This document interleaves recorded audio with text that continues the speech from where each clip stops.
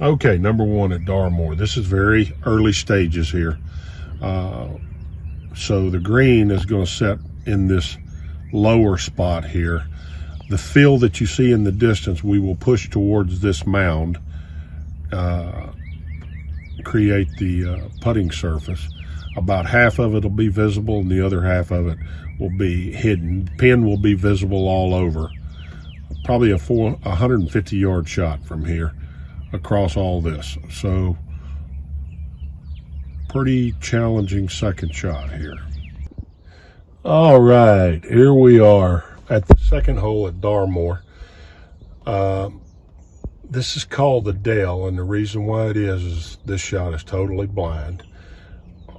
150-yard par 3. So the hill in front of us here is probably 40 feet high, and the brush, trees, if you will come off of it. We'll take it all off by hand. It'll all be native grasses. The pin, the green is, you see the PVC pipe here to the right here.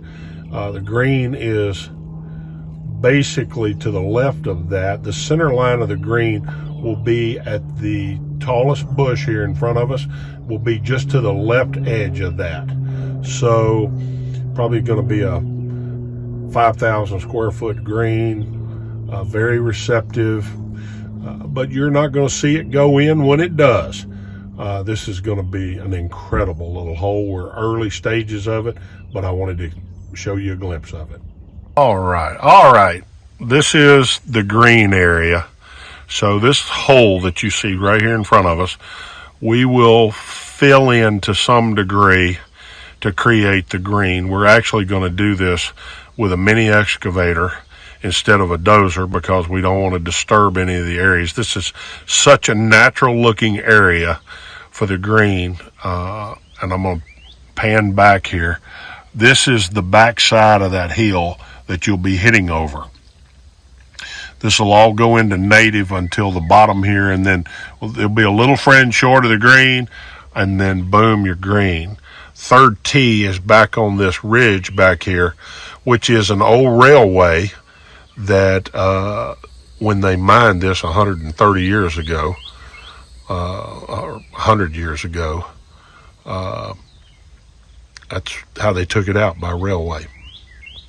Okay, here we are at the third hole, which is called the Sahara, and I'm setting down right now so you can't see all of this that's right over this native right here, but it'll be waste area, sandy, native, into a 3,700 square foot green that's got the lion's mouth right in front of it. This is anywhere from a 270 to a 300-yard par 4. It's an incredible hole. I can't say enough good things about this hole. This hole is special. So Jimmy the Blade is cutting in the tee for the 16th hole at Darmore Golf Club here, the Cardinal hole. So this is the back tee on 16, and just to the right of this little red stake that you see is, and beyond, just beyond it is the 15th reverse redan hole. So, I mean, this tee is literally just right off the green, which is very old school, and the 16th hole is going to be an amazing par 5. So just super happy about this hole. All right, number 17, our road hole. What a hole this is. 460-yard dogleg right. Very similar to the road hole at St. Andrews. Green, bunker layout, everything about it is very, very similar to that. And, you know, of course, that's one of the template holes. And this hole's really turned out fantastic. We have a little bit more dogleg in ours. I mean, 5 degrees more maybe. So other than that, very classic. All right, I'm sitting on the 18th tee here at Darmore. And I don't know if y'all can see these bunkers out there or not, but maybe you can see the hog's back. It's kind of running from left to right here a little bit. Not much, it's pretty much down the fairway line, center line. A little bit more, there's more fairway to the left than there is to the right. And the green is right there. This will all be native in between where I'm sitting right here and the green. We're actually going to probably put in one more tree in there. But fairway right here, dogleg right. About 440, maybe 450 from the tips, uphill into the wind. Big hole. So our first vertical structure here at Darmore is going up. That's the cart barn. They're doing the foundation over here for the clubhouse. Exciting times here at Darmore. We finally got some good weather, so we're making lots of progress right now. Excited to say we are. So this is the main line irrigation going in on 16. Way back up here in the distance, you can see Jimmy working on the tee, which is where I just left. PVC post that you see right there in the foreground is the turning point, which is 300 yards from the back tee. And all of this that you see in between here is bunkers and native grass, and that's what makes the Cardinal hole what it is. And then we're going to fast go all the way up here, and there's your green area. Pretty strong green area for a par 5. 5,600 square feet on the green. Really classic green. Be the right club. Be the right club today. Yes!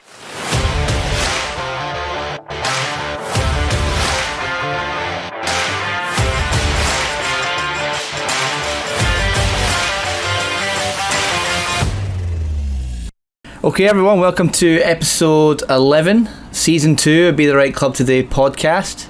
We're going to talk a little bit about the PGA Championship, Ryder Cup, and a few more things like that. I'm joined today by Jamie Marshall, and Hal is here. How are you guys doing? Hal, how's things? Things are good. Jamie? I'm doing well.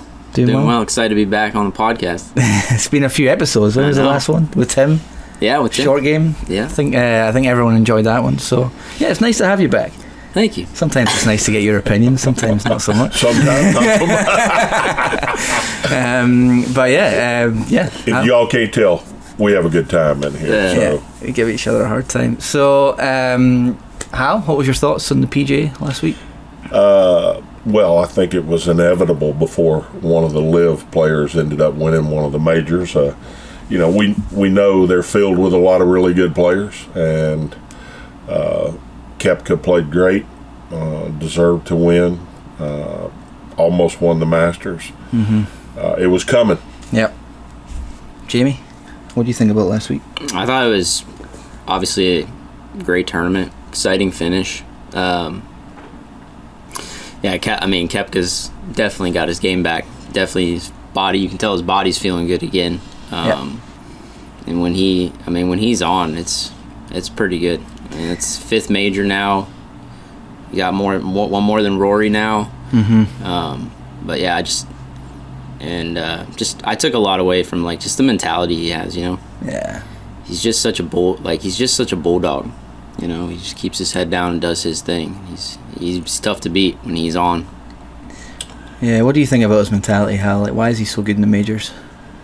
Well, I think he's keeps his head down, wants to win. He's a bulldog. He has a mission. He's on the mission. Mm-hmm. He doesn't allow anything to deter that mission, basically. Mm-hmm. And,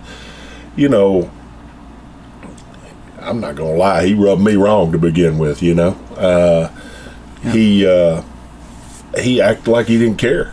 You know, in some ways, off of the golf course, and when he talked to the media, you know, it's like nothing matters except this. And you know, the whole LIV thing. I mean, I'm gonna dive into this whole thing. You know, it really rubbed me wrong. I spent 25 years out there walking the fairways, building the PGA Tour. I spent 6 years on the policy board. You know, I had a major investment of my life into that, as did many others. You know, and all of a sudden something new comes along and says, hey, we may hurt y'all.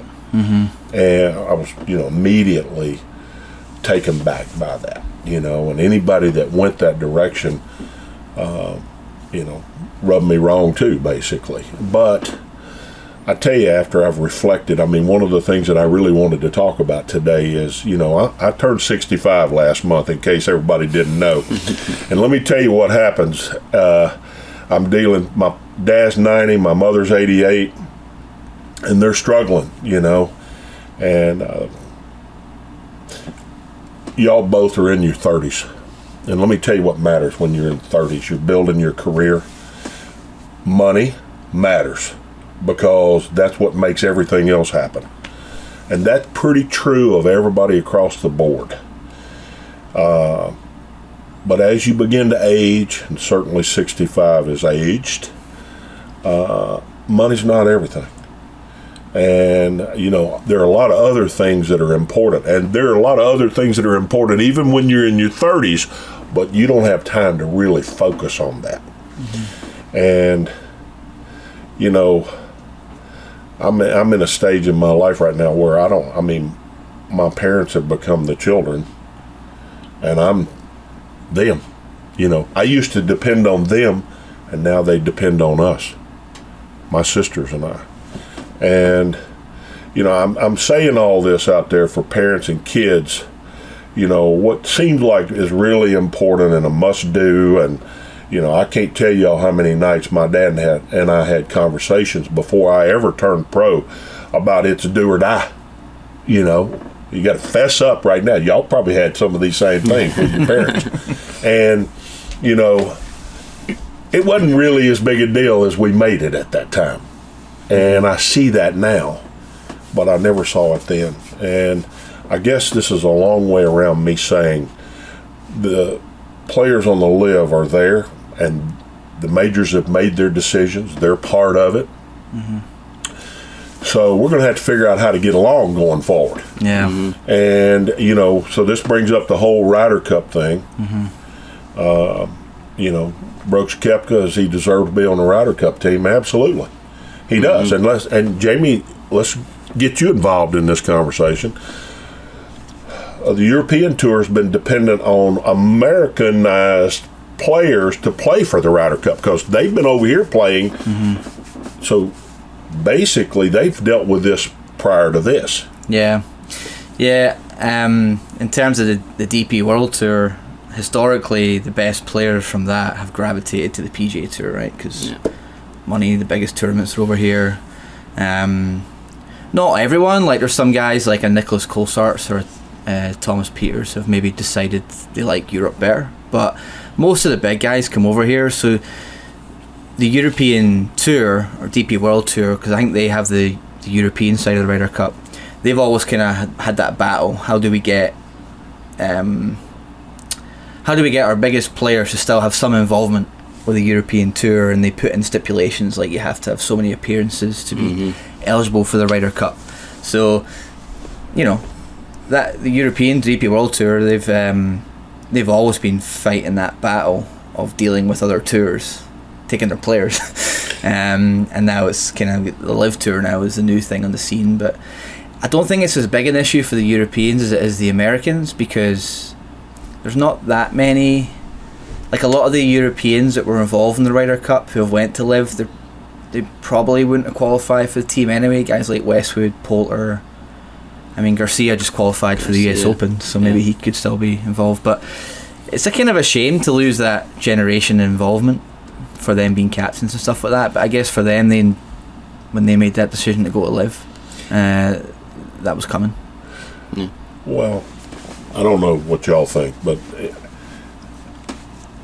when I was younger, I really wanted to listen to the people that had already walked the path that I was about to walk.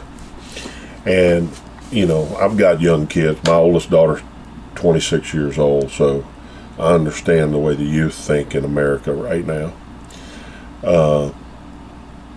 They don't really care so much about the people that have walked in their path. They're like just, you know, this is uncharted territory and I'll figure it out as I go, so to speak, you know.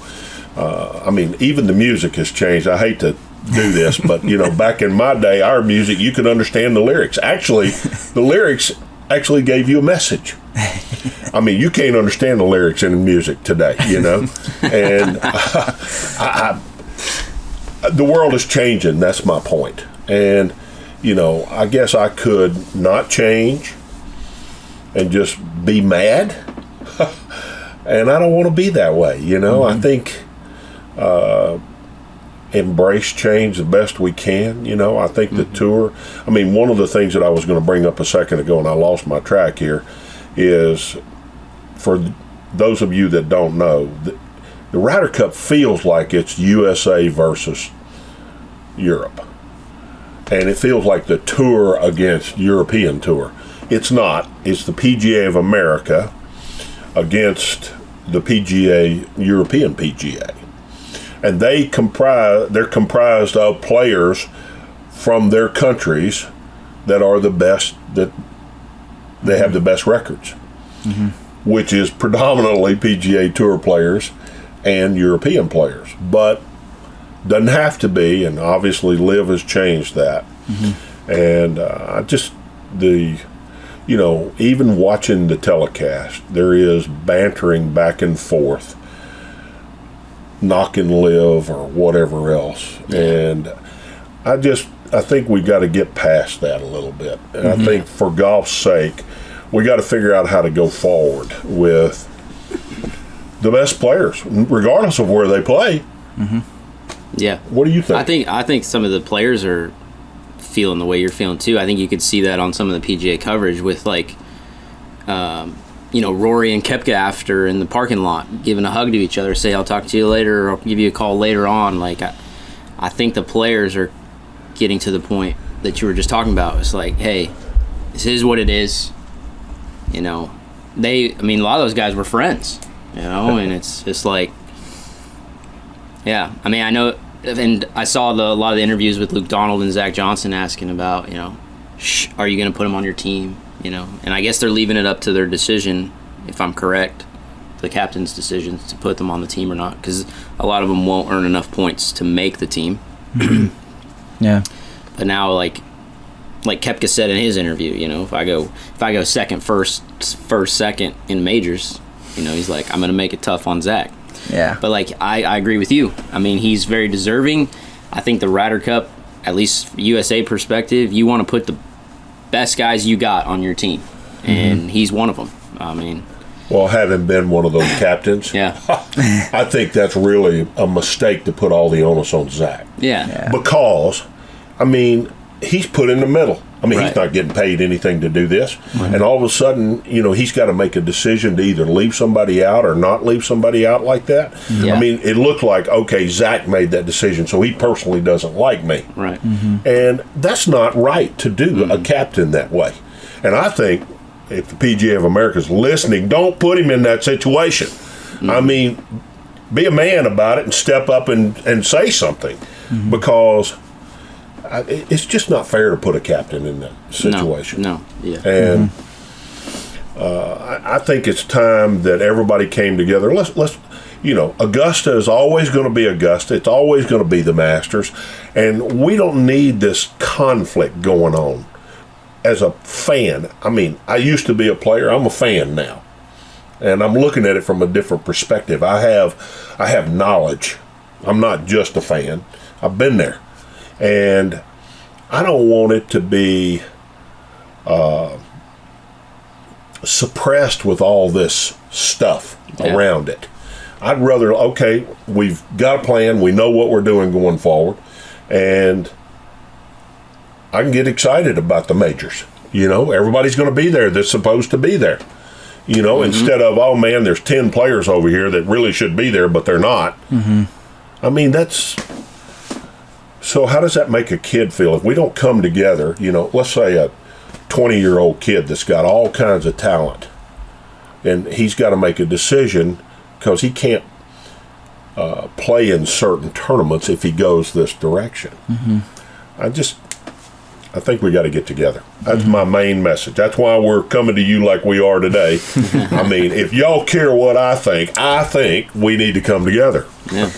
I think the Ryder Cup will make a huge mistake if they exclude like someone like Koepka, because it's really going to like ruin the credibility a little bit of the tournament, because you want the best players from each continent playing against each other, and I think it would be a huge event if guys like Koepka are involved, or DJ, or it depends how DJ plays and all that, but I think it's really important for that event to include everyone, include the best players. And Scotty Scheffler came out after the PGA and he said, we want the best team we can, because they want to beat Europe.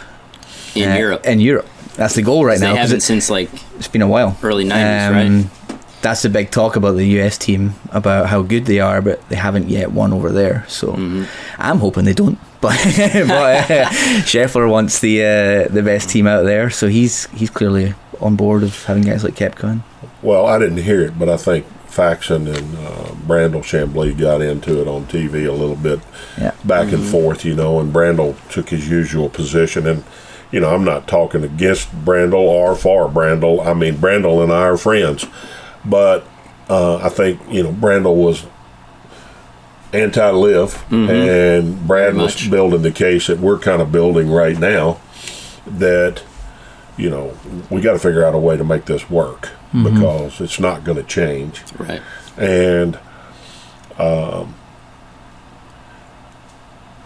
think we got to get less angry about what's happened. And, I mean, I admitted I was angry about it to begin with. I felt like I had been shunned for all what we'd done prior to that. You know, I mean, imagine being Nicklaus and Palmer and Trevino and Raymond Floyd and all those guys that created, they were the foundation of this whole thing. And imagine how they feel, you know, and then, you know, as a policy board member for 6 years, where did the tour come up with all this money that they got now all of a sudden to do this? You know, I'm saying this, I don't have any idea. And I don't know. I just think we got to get past all this, and let's get excited about the Ryder Cup, because the best players are there. The PGA last week, Hal, the setup at Oak Hill, a lot of people were saying it was kind of like a leaning more towards a US Open setup. Back when you were playing majors and whatnot, did each major have the same kind of identity it does now, or what was the PGA's identity back then? Did it have identity? Was it like a little harder than a tour event, or what was the setup like? Harder than a tour event. Yeah.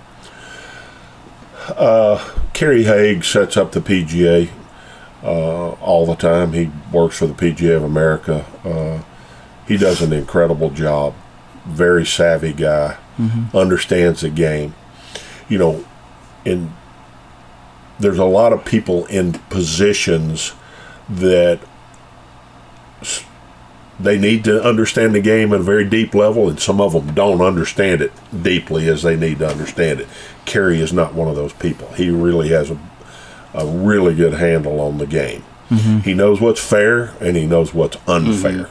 And he's pushing the edge, which is what a major is supposed to do. Absolutely. And, you know, seldomly have I ever seen Kerry go across the line. And, you know, I've seen U.S. Opens, I've seen other things go across the line. And, you know, Kerry is a professional at what he does. That's what I'm trying to say. And sometimes, I mean, this is not a knock against the USGA, but they're, you know, deep-seated amateurs that play the game at a local level, but they don't quite understand it at the highest level in the world. And the tour understands that because they set the golf courses up every day. And Kerry understands that. But sometimes, I mean, I've seen the USGA get they cross the line occasionally. And I think, as you and I talked about earlier, competition teaches us many things. That's why I talk to y'all about playing golf. You can't quit playing golf because you quit understanding the game. And I hope everybody out there just heard what I just said. In order to stay sharp, you have to compete. Competition teaches you many things. The game is one thing. The swing is one thing. Competition is another thing. And I mean, you know, I'm building Darmore right now. And, you know, one of the things that is really important to me is that I make people be responsible off the tee. So I'm thinking about it as a really good player, and I'm thinking about it as an amateur player. I want the really good player to have to be more responsible than the average player. So wherever the trouble is at out there, I want to create the right vision, the right look, so that the really best player has a decision to make. You know, we've got 5 par 5s out there. One of the big things is do I want all 5 of them to be reachable by the longest players in the game? Not necessarily. I don't. You know, there are 3-shot par 5s. That's part of the game, folks. I mean, we can't just open the doors because you're the longest player in the world. There's a lot more to the game than that. And that was a big argument yesterday. And, you know, sometimes, I mean, let me stop. I've said this on here before. Jack Nicklaus, the greatest player in the world, hit more 3-woods than anybody I saw off the tee. There's a reason for that. He managed his golf game. There's less management in the game today than there ever has been. Yeah. You agree with that, don't you? Yeah. I was going to bring up the PGA setup earlier, maybe going off a little off track, but the one thing that watching the tournament this weekend, it kind of gave me like that Beth Page feel back at the U.S. Open, right? Just with the length, right? I felt like before anybody put a tee in the ground on Thursday, you're already knocking out like 50% of the field. And this could be, you know, going down that golf ball road again, talk about that, but it was so long. Yes, there was an emphasis on accuracy, but if you look at the top 30, I think, on the leaderboard, there was maybe 3 to 5 guys that were below average distance. That's it. Like, all of them were above average ball speed guys. Like, just bombers. So I don't personally enjoy that when I feel like the course is set up. Right off the bat, you're knocking like half the field out of contention. I just remember back to that Beth Page U.S. Open. I remember like Kisner, Kevin Na specifically, 2 of the shorter guys back then on tour. But they were both top 30, 40 in the world at the time. I just remember their interviews before that U.S. Open. They were like, no chance. I got no chance. You know, I'm hitting hybrids into par 4s.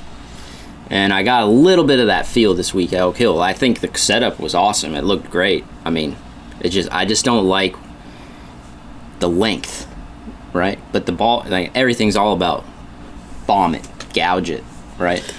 So I just felt that a little bit there. I agree with you 100%, but there's a contingency in the world that thinks everybody ought to have to hit a driver. Yeah. And I don't agree with that. I mean, I can tell you many times that I hit 3-wood off of par 5s because it gave me the best percentage to make birdie. You know, and let me tell you something. Let me tell you what would change everybody's thinking. If you had to put food on the table from what you did on the golf course, you'd start changing your thinking around. But see, most people are not putting food on the table for... That's right. They're not making a living doing this. It changed my whole strategy about playing golf the minute I had to start making a living doing this. And I just... driver is one of 14 clubs. We need to hit them all. And that's one of my goals at Darmore, is to make sure that all the clubs are used out there. Not just one of them. You know, this takes me back here. You know, I get to use everything that I've learned in life at 65. I didn't use everything that I knew when I was younger. I only used part of it. And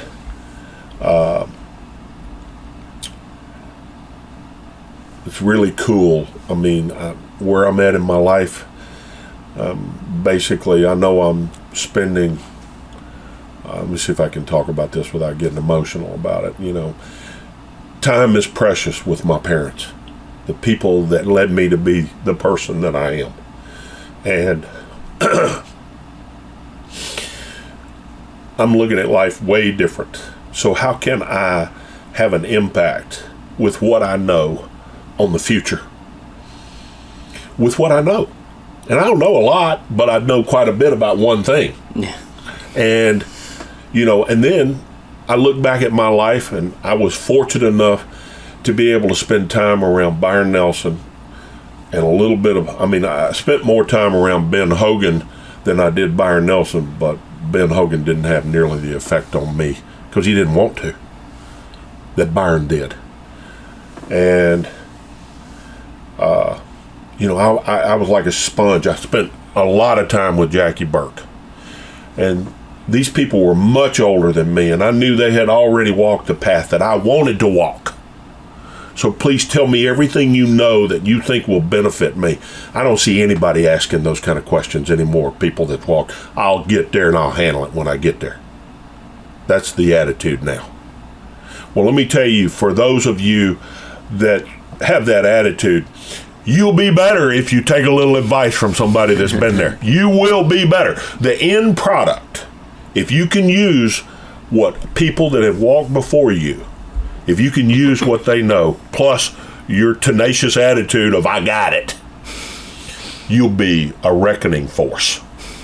And, you know, I just think that, I mean, I've had enough time in here. 3 years I've been watching kids come in here and parents come in here, and how much they think they know versus how much they really know. And trust me, y'all already know which side that would land on. And, you know, I've learned that I can get closer to where I want to be through a question than I can the answer. Mm-hmm. And the answer is in the question, not in the answer. And I don't know. It's time to change in golf. It's time for us all to make a change. I hope the PGA Tour makes that change. I have no influence on it anymore. I mean, I'm doing the only thing that I can do to influence it, and that's talk publicly about it right now.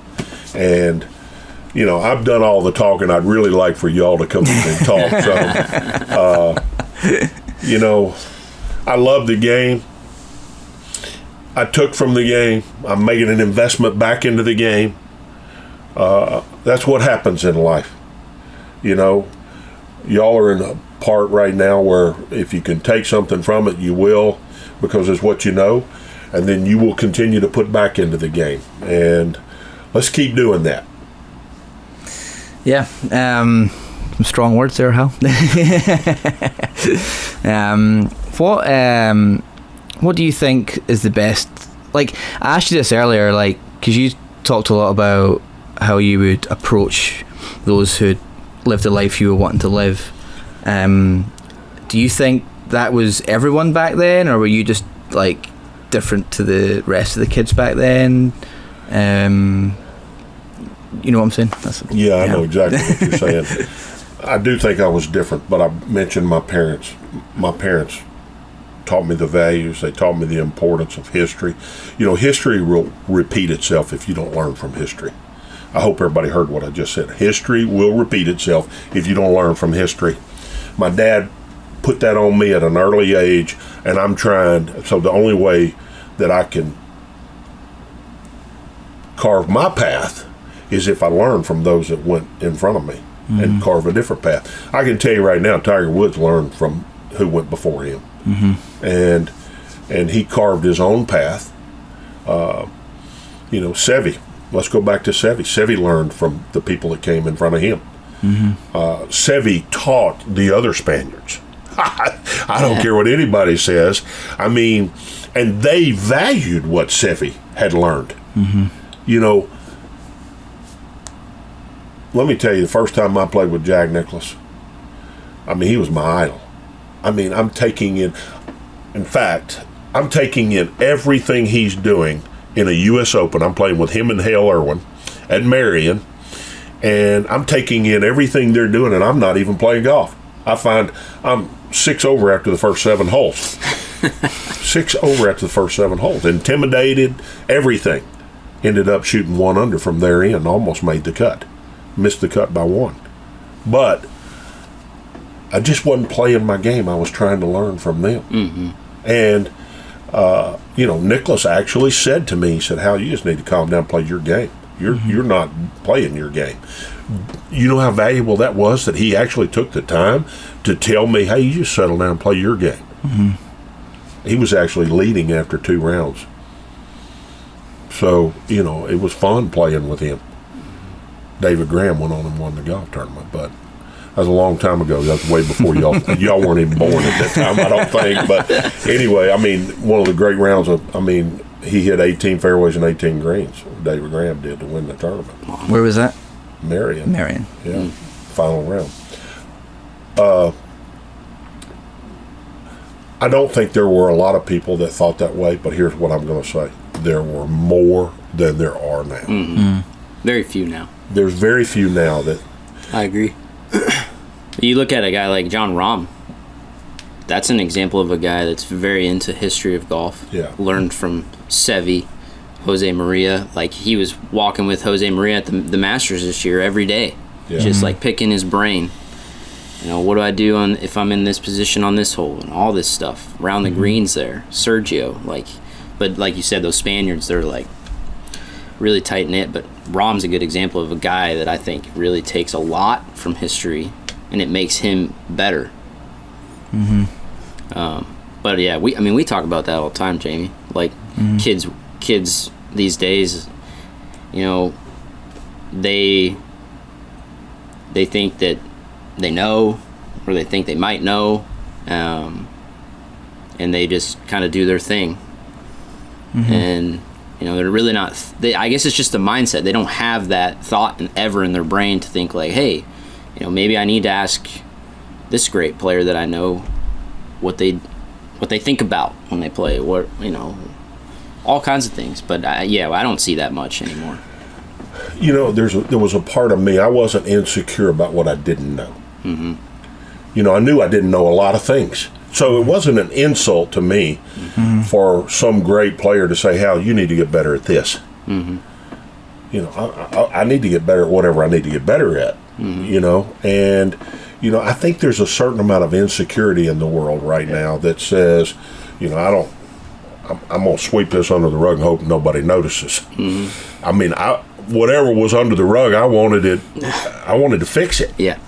And, you know, nothing was off the table with me. I mean, I can't tell you how many times Jackie Burke hurt my feelings about what he said, you know. But the truth is the truth. And, you know, nobody really wants to talk about the truth anymore. Everybody wants to, let's not talk about that. And, you know, the truth hurts, but the truth makes you better. Do you think you could ever have too much of looking at other people, like your example playing with Jack at the U.S. Open, and, you know, you got off to a bad start because you were so worried about what they were doing, in learning, right? I found myself that way when I played.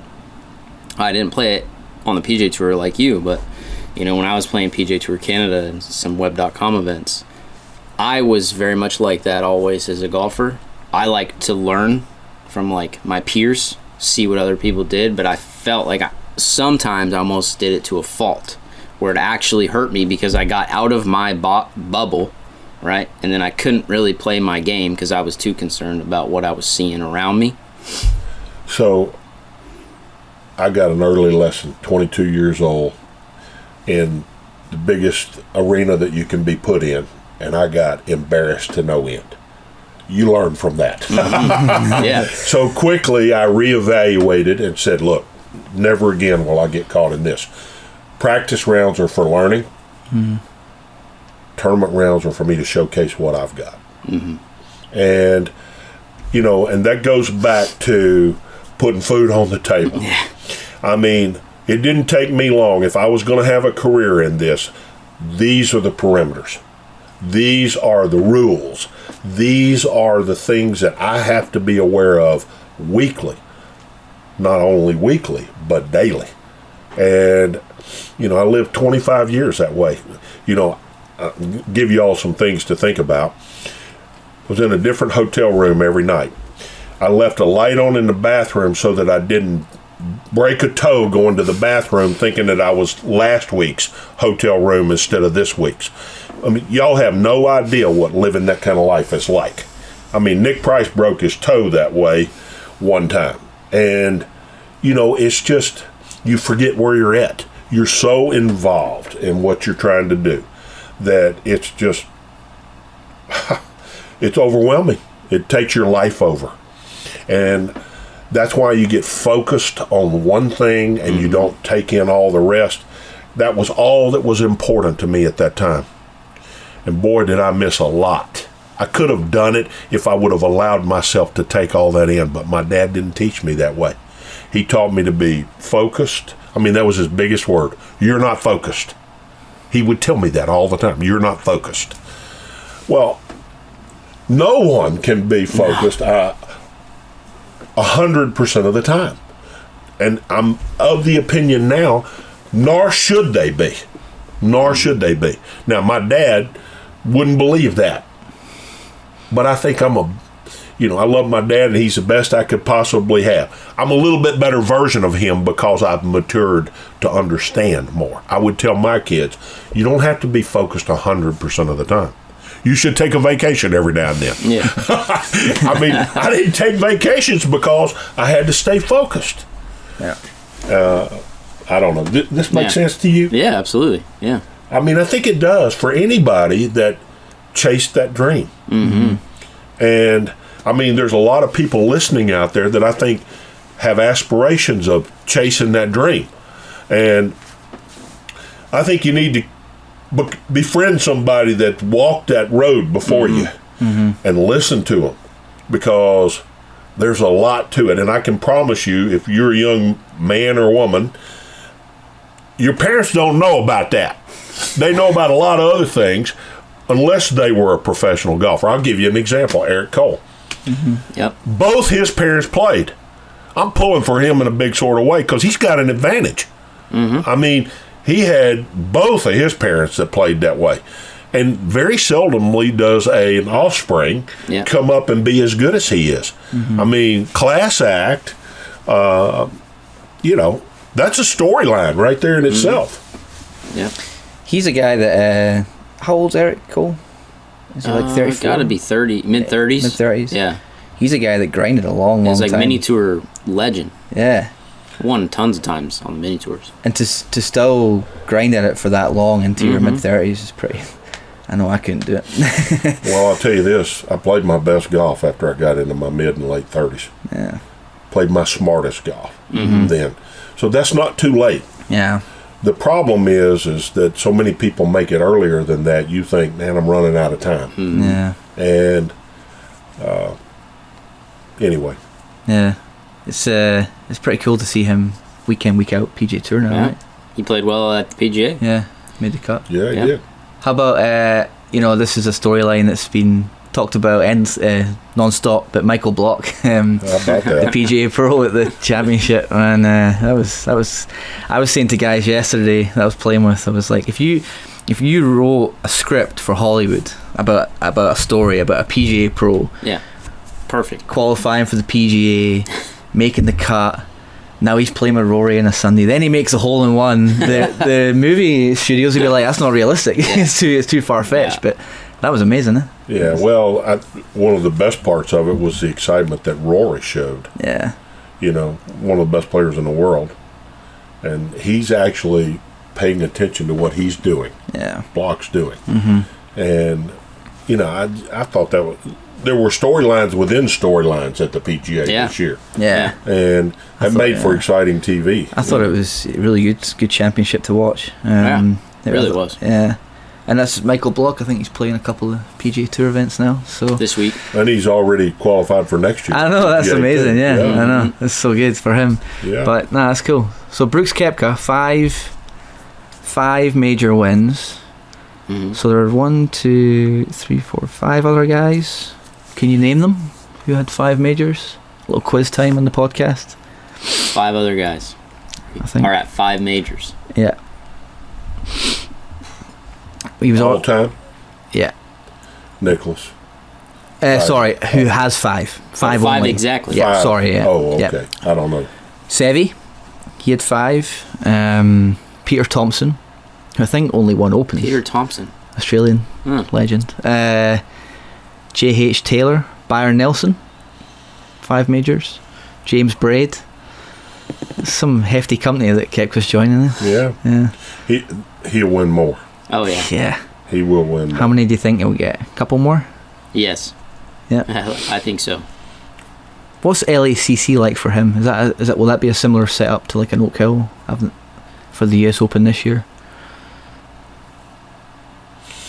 I have not played LA.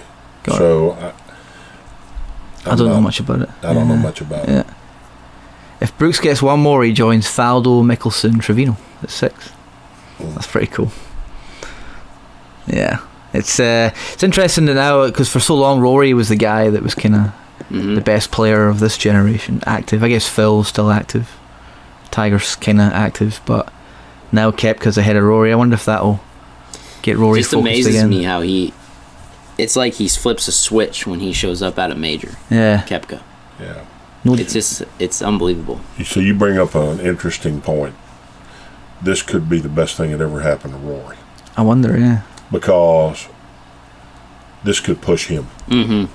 And he'd get focused on, and of course this is what we started out talking about. Stop worrying about LIV versus PGA Tour. Start worrying about your game and your place in history. See, Rory kind of took up the PGA Tour's sword and was fighting it for him. All of a sudden it's like, and I kind of sense that he walked away like I've forgotten about me and I'm fighting for everybody else, and this is an individual sport. Yeah. And so now this could be the best thing that ever happened to Rory. Yeah. Be interesting to watch. And he was up there in the tournament. He didn't have his played his C game this week maybe, and he was pretty close. So I'd love to see Rory and Koepka battle out over a few years. All that LIV and PGA Tour stuff was wearing him out. But, you could tell after the Masters. It's got. We talked about it at the podcast at the start of the year. It's like because he was still playing all right, and it was serving maybe as a distraction, but it must have just took its toll. Yeah. Wore him out. They said after the Masters he spent some time with Tiger, and I wonder if Tiger spoke to him about it. Said, "Hey, you don't need to do this. Like, just focus on you. Focus on yourself." Yeah. Tiger was always focused on Tiger. I can tell you exactly. that right now, and that would have been his advice, I'm sure. Yeah. But no, it's going to make for an interesting few years. It's good to have Koepka back, playing well in the majors. And a lot of the LIV guys played pretty decent. Yeah, Phil on Twitter was talking about that a little bit in terms of like, they're not Bryson. They're not playing as much. Maybe they're able to be, So Bryson hadn't done anything, and he's all of a sudden you've heard of him again. His name was up there on the leaderboard, and good for him. I mean, I know what it's like to go through turbulent times in your game and wonder if you'll ever play good again. And sorry, jump in there. He went down that path of like speed, and it kind of took hold of everyone. Everyone started talking about it, and there was a few pros, PGA Tour guys I spoke to at the time, and they were like, "It's just a fad. Like this will pass." And right enough, Bryson now was like, "Yeah, I just want to go back to how I played before all that." Lost some weight. Lost the weight. And, yeah. I think he finally realized it's not sustainable. Like like you said, it's a fad, right? So you can do that and chase that, but it doesn't last. You can't do that for 10 years, 15 years. You can do it for a year or two. Bryson would have ended up hurting himself. Yeah. If he would have stayed on Well, that it's path. exactly what he did. Anybody, He got hurt. Yeah, he got hurt. But, I mean, he realized it before he had major hurt. Yeah. And, you know, but there again, that proves the point I'm talking to. If he'd have talked to anybody that walked that path, they just said, you better not do this. Right. Yeah. And so here's what's going on in the world. Everybody's trying to find a niche that nobody's ever gone down before because they're an influencer, because they think they're going to make somebody else follow them. And I just think that's not a healthy path. No, I agree. Yeah, I think that's a great note to end on for today. Thanks, gents. If you are on YouTube or if you want to check out some clips of Darmore, we've been posting them at the start of the podcast. Yeah, Darmore's going to be great. I'm putting everything I got into it every day, and all the knowledge that I have in golf is going into that place. If you've ever been to Cypress Point, the clubhouse will remind you of Cypress Point. It's got a little bit of Augusta look to it too, the Masters. It's going to be a very special place in the end. So we've assembled a team that is unparalleled. Already know who everybody's going to be. I'm really excited about this. So I'm pro Darmore. Yeah, it's going to be great. Well, thanks very much, gents. Thanks for joining us today. And Yeah, it was fun. Yeah, thanks. nice to have you back on, Jamie. Thank you. I enjoyed it. Maybe get you back on in a couple of months' time. Maybe if I feel like it, we'll see. He's too busy. Yeah. Jamie's too busy improving a lot of golfers in here. So again, thanks everyone for tuning in, and we'll see you next time.